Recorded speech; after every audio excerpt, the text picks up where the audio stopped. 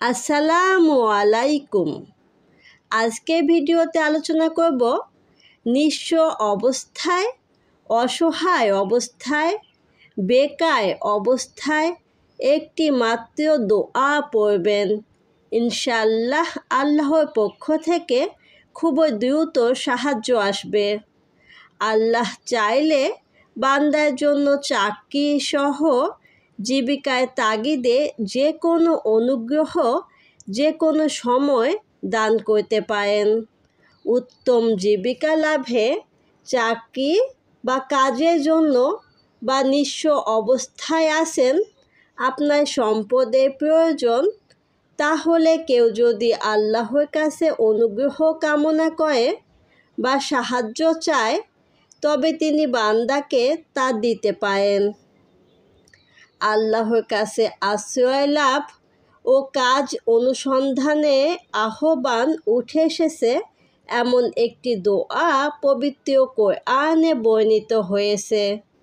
হযরত মুসা আলাইসাল্লাম যখন ফেরাউনের ঘর থেকে বের হয়ে আসেন, তখন তার কোথাও যাওয়ার বা আশ্রয়ে কিংবা জীবিকার কোনো সংস্থান ছিল না। ফেরাউনের ঘর থেকে বের হয়ে আসার সময় তিনি অনেক দূরে চলে গিয়েছিলেন। আল্লাহ তাআলা বলেন, যখন সে মাদইয়ানের কূপের কাছে পৌঁছালো, সেখানে দেখল একদল লোক তাদের পশুগুলোকে পানি পান করাচ্ছে এবং তাদের পিছনে দুজন মেয়ে তাদের পশুগুলোকে আগলে আছে। মুসা আলাইসাল্লাম বললেন, তোমাদের কি হলো? দাঁড়িয়ে আছো কেন? তখন ওই মেয়ে দুজন বলল, রাখালেয়া ওদের পশুগুলোকে নিয়ে সয়ে না গেলে আমরা আমাদের পশুগুলোকে পানি পান করাতে পারবো না, আর আমাদের বাবা অনেক বৃদ্ধ।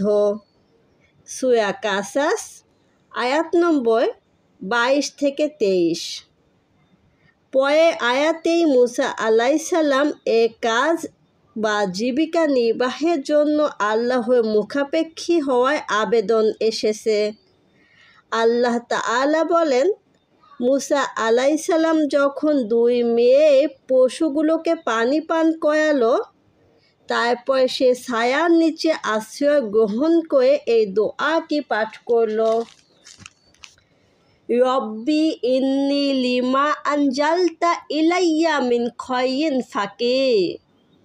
দোয়াটি অর্থ হচ্ছে, হে আমার প্রভু, তুমি আমার প্রতি যে অনুগ্রহ নাজিল করবে, নিশ্চয় আমি তার মুখাপেক্ষী।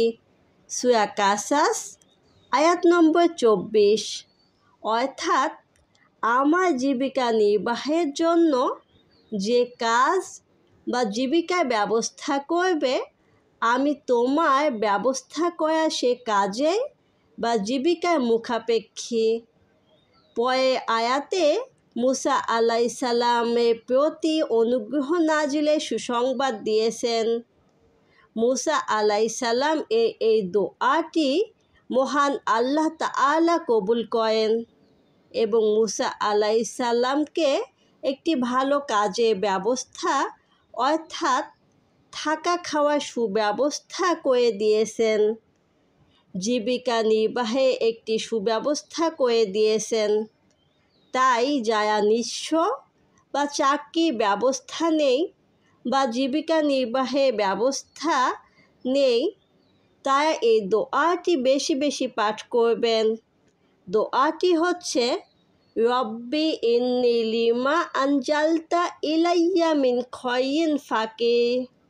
এই দোয়াটি পড়লে আল্লাহ তাআলা খুব দ্রুতই ভালো কোনো ব্যবস্থা করে দিবেন। প্রিয় ভাই ও বোনেরা, ভিডিওটি এই পর্যন্তই। ভিডিওটি যদি ভালো লাগে তাহলে অবশ্যই চ্যানেলটি সাবস্ক্রাইব করবেন, লাইক দিবেন, কমেন্ট করবেন। আপনারা সবাই ভালো থাকবেন। আসসালামু আলাইকুম।